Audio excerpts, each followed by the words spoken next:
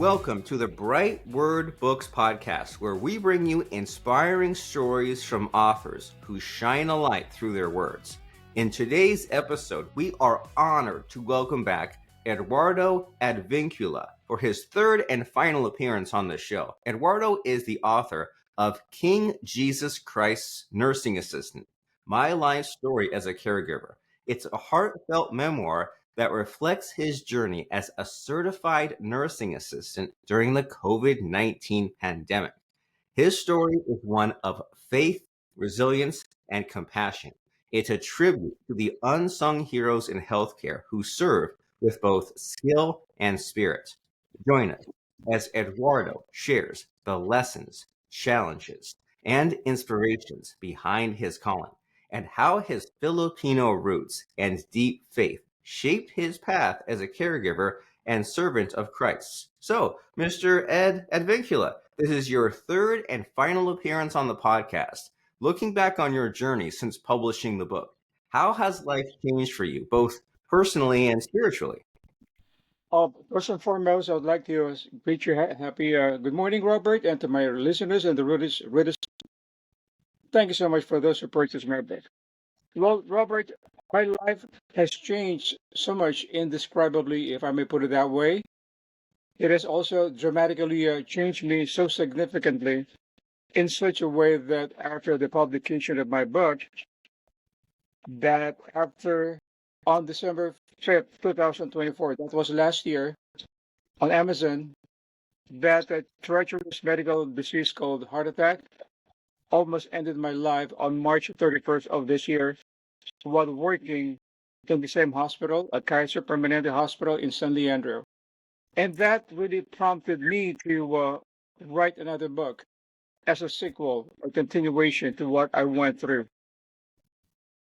With this being said, I have been all the more have become very prayerful to God Almighty every given moment of every day, whether I am working in the hospital, on my days off, or driving on the freeway, or visiting my 85-year-old elderly mother in the skilled nursing facility in the city at the Masonic Homes of California, until I go to bed, until I wake up the following morning, as God allows it, I always pray.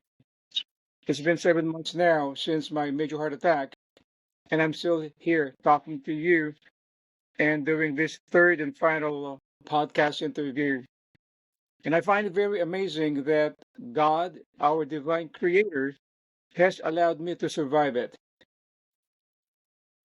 Gratitude to my King Jesus Christ is truly beyond words can explain or describe. I'm just so grateful to him. Wonderful. So you're living an amazing life, doing those important things, and expressing yourself in this book. So over time, how have your reflections on your experiences as a caregiver evolved since first writing King Jesus Christ Nursing Assistant? You know, Robert, having been working for the last 21 years in the hospital as a certified nursing assistant, my reflections on my experiences as a caregiver have been solidly strengthened by so much meditation and thought patterns or mindset.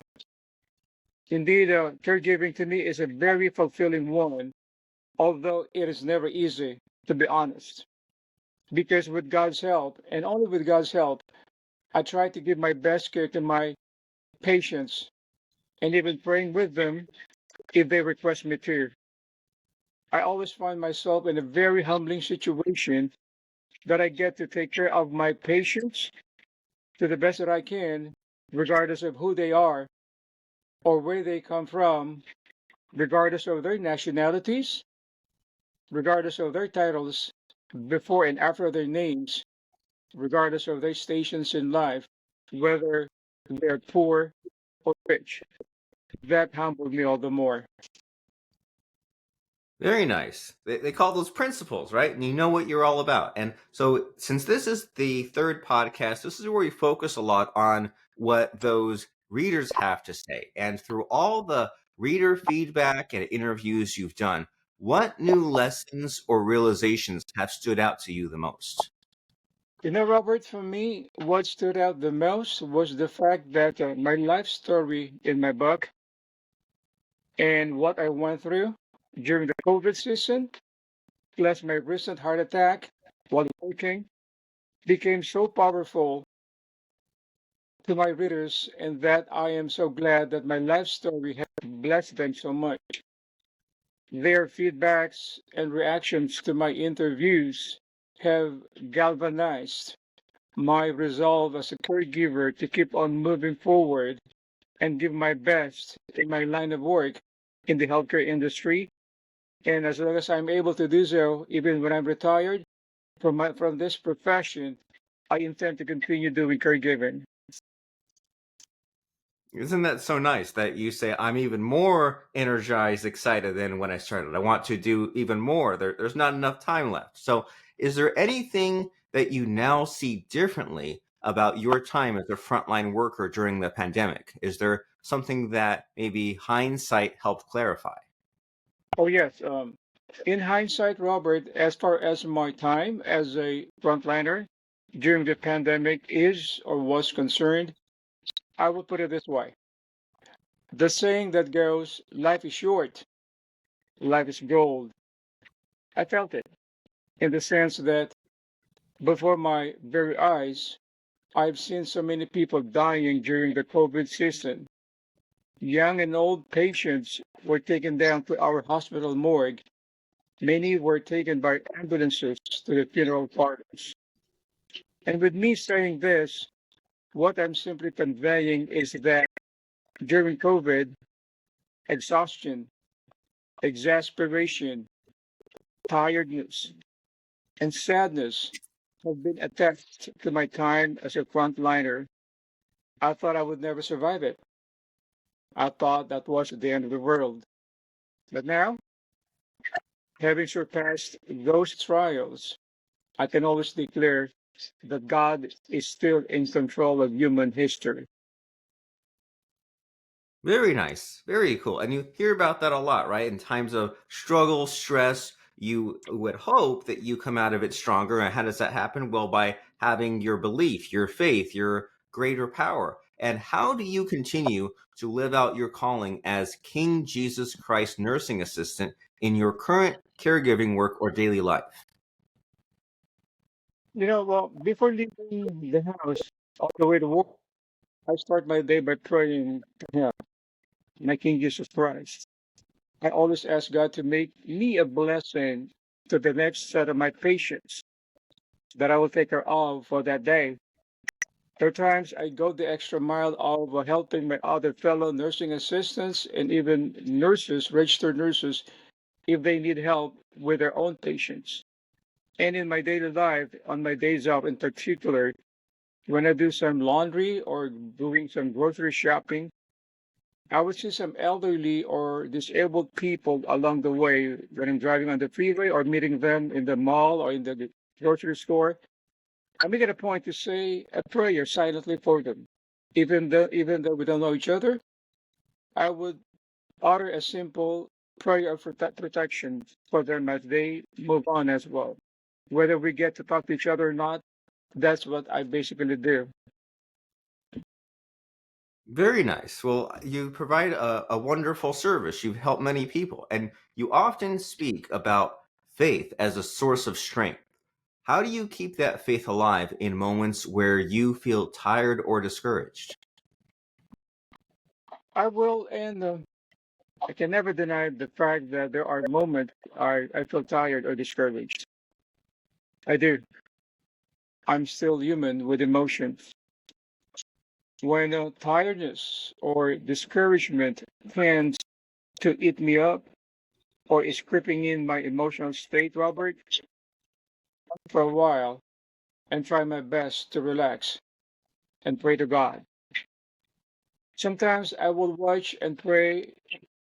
I will watch and pray and watch the videos I made and posted on Facebook with me and my mother eating in the skilled nursing facility.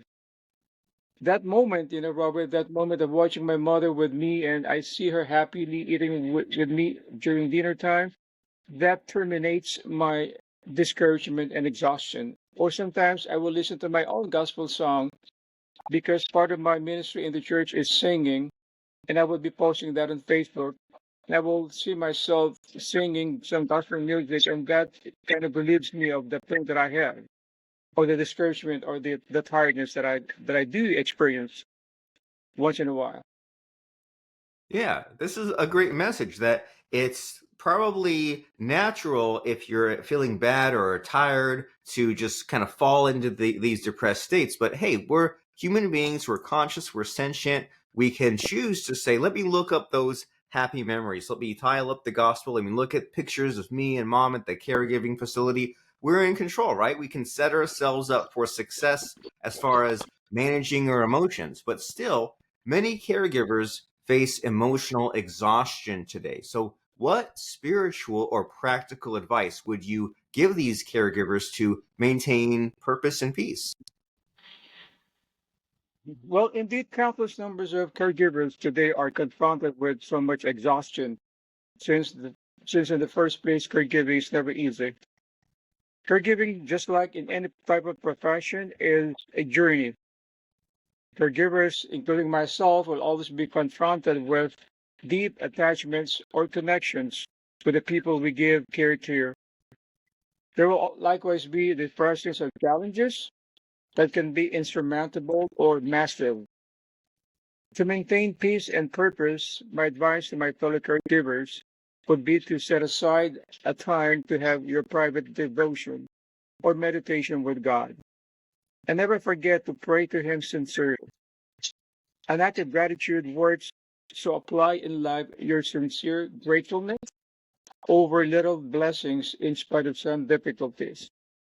Sometimes I would go to the motion of writing down my thoughts and feelings about my encounters for that day. I keep a journal.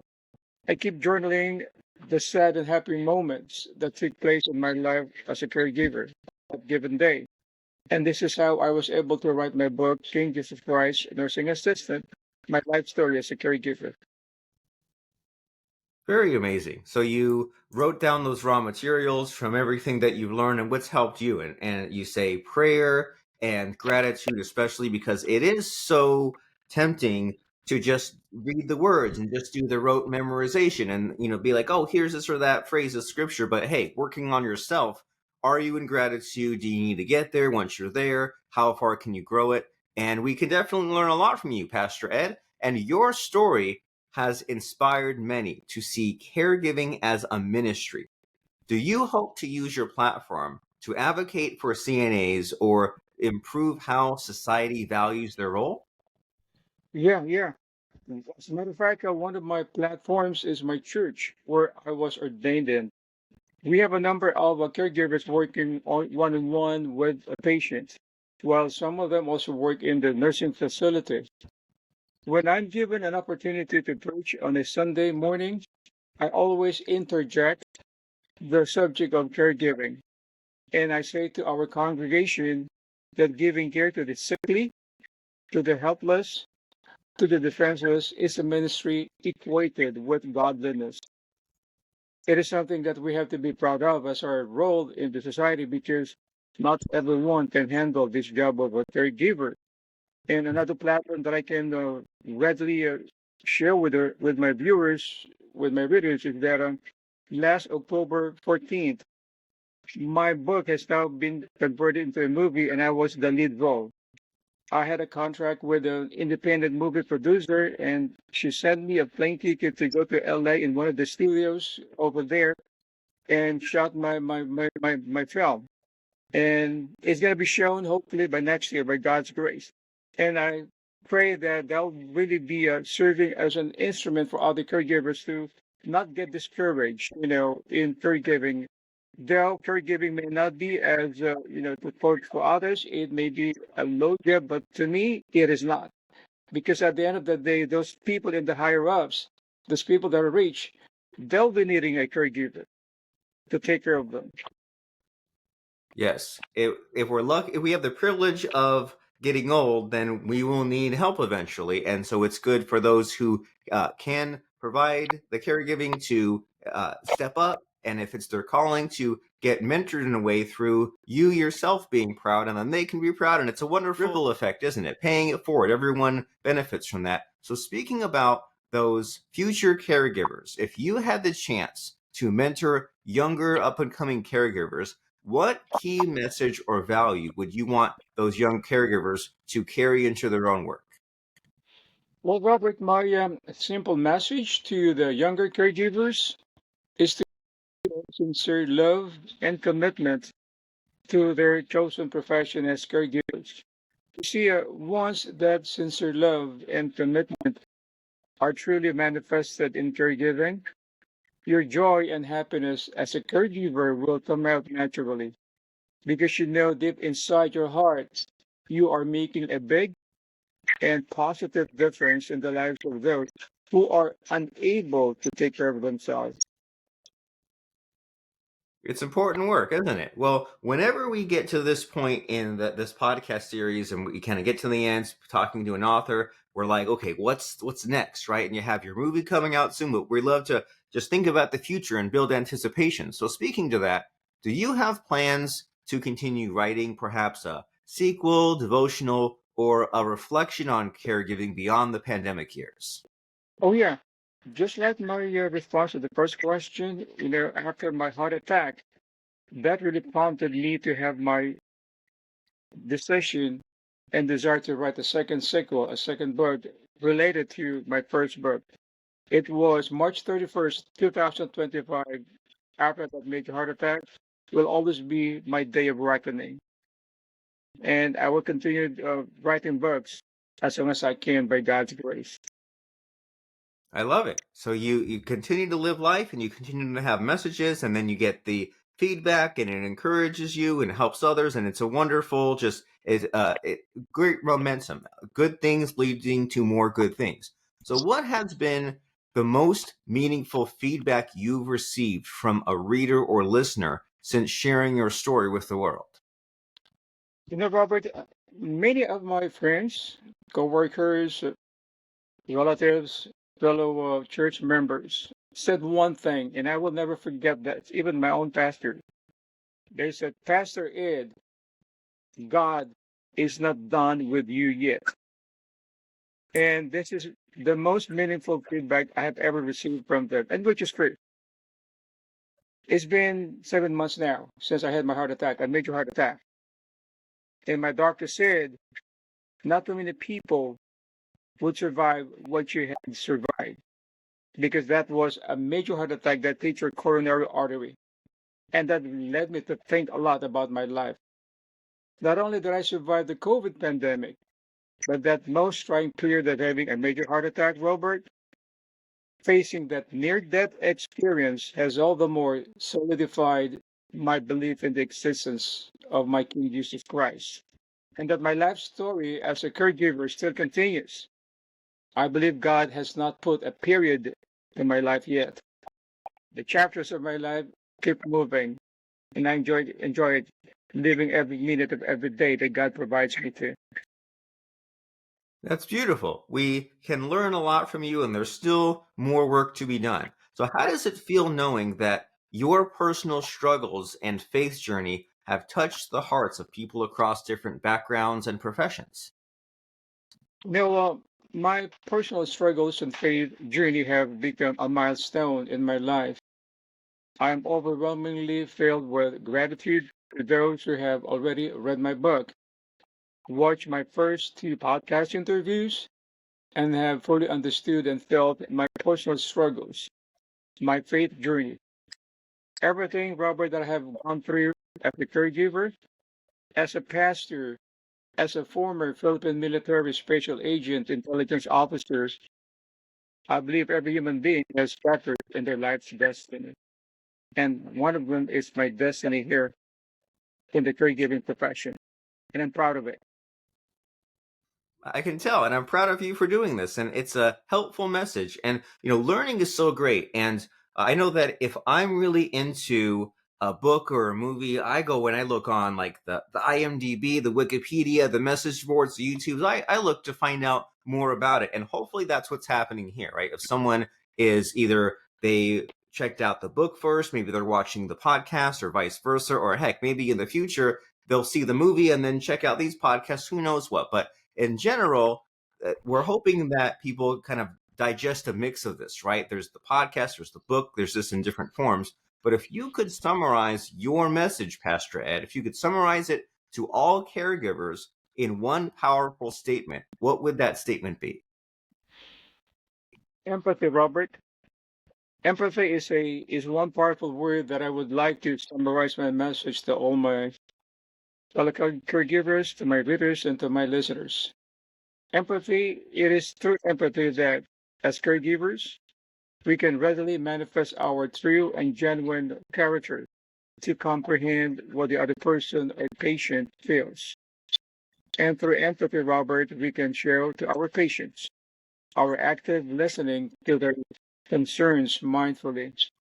And in that given moment, so crucial, we can establish various connectivity that can bring dynamic positive lessons or positive thinking in the first place. It's all about being empathetic, Robert. That counts the most. And how would you explain empathy? Like if someone was like, well, I've heard that word, but like, what does Pastor Ed have to say about it? Would you say that's like imagining yourself as them or for them perspective, or like, how would you define empathy? I would define it simply just like putting myself in their situation. And this is how I always advise my other fellow caregivers that to be thankful because we are the ones giving care to those patients in that room. We are not the ones in that room needing some care. Right. And also have to think of the fact that most of our patients, and maybe some of them, may not get the liberty to go home anymore. Our Right. work is only about 8 hours to 6 hours if we want to do overtime. But we get to go home. We get the liberty to still enjoy life. But unfortunately for our patients who are suffering, they may not be able to go home anymore. And by the time we come back, they might be gone. So try to Right. put yourself in their situation, how they feel, what they're thinking of, and try to be very patient in understanding their condition. That will lead you to a big road of more understanding and I would say more opportunities to gain more respect from those who you care a lot.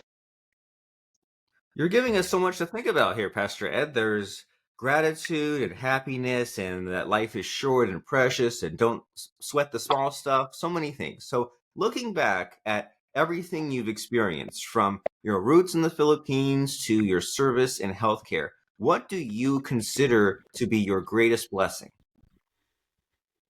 I want to be completely and outrightly candid or honest, Robert, to everyone. It is in the caregiving profession that I have found absolute fulfillment, making this as my career. You know, back in the Philippines, being an intelligence officer, a special agent for the Philippine military, I was trained. Oh, it was also actually a very rewarding career for me. But in my line of work in the intelligence service, I was advised and trained to detach from my emotions or feeling of kindness to my targets, to my subjects, simply called enemies of the state, because that will compromise my mission. So I had to have that so much focus on infiltrating the enemy, setting aside empathy or compassion, just like what I said, so as not to compromise the intelligence operations or missions I was having back then. And but in caregiving, I have the joy and freedom to be empathetic, compassionate, and kind. Nobody could tell me you cannot be kind to this. I have to be because that's my job as a caregiver. You can't stop me from showing compassion. You can't stop me from being empathetic because that's part of my line of work now as a caregiver. You know, my late father, his name was a colonel in the Philippine Constabulary, which became the Philippine National Police, and he was the best friend of our former president, who was also dead now, former President Fidel V. Ramos. They were the best of friends. My father was an intelligence officer, and so was former President Fidel Rivas. My father worked hand in hand with the U.S. government through the United States Embassy in Manila, the capital of the Philippines.